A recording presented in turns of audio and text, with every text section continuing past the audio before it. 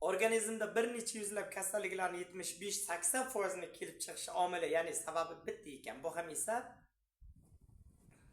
salbiy ruhiy kechinmalarga bog'liq. Buni bizning tilimizda esa do'stlar asab kasalligi deb nomlanadi. Nevroza, ensefalopatiyalar, boshqa asab kasalliklar.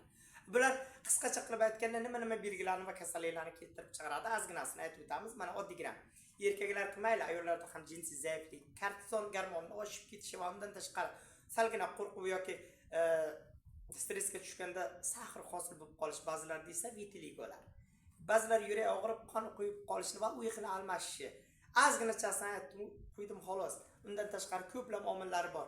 25-30% esa do'stlar yiqilish, noto'g'ri ovqatlanish, infeksiya viruslardan kelib chiqaradigan kasalliklar ekan. Qarang. Mana shularni xudo xolasa asabga bog'liq barcha kasalliklarni asrlar davomida 95-100% davolab kelgan va yana bundan buyoq ham davolay oladigan bitta giyohni ko'rsataman. Inshaalloh xudo xolasa sababini qiling, shifoni Alloh o'zi beradi do'stlar. Bu giyohning nomi, birodarlar, qarang. Ruslarda saflor deb nomlanadi, bizlarda esa masxar yoki soxta zafron.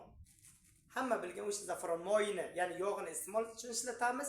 Tibbiyot va tabobatchilikda esa gullarni dorivor sifatida ishlatamiz. Oddiygina bir osh qoshiqini shundoqqina olasiz. 600 gram qaynoq dog' suvga soldingiz, yarim soat damladingiz. 200 gramni 3 mahal ovqatdan oldin iste'mol qildingiz. 2-3 oy.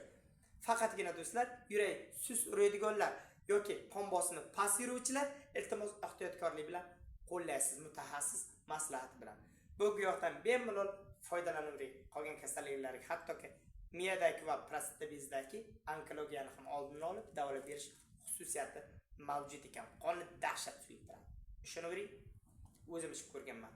Agarda videorolingiz ma'qul bo'lsa, talakchani gumillatib bosamiz va obuna bo'lib qo'yish esdan chiqmasin. Xullas, barchangiz sog' va omonlikda uchrashguncha. Xayr.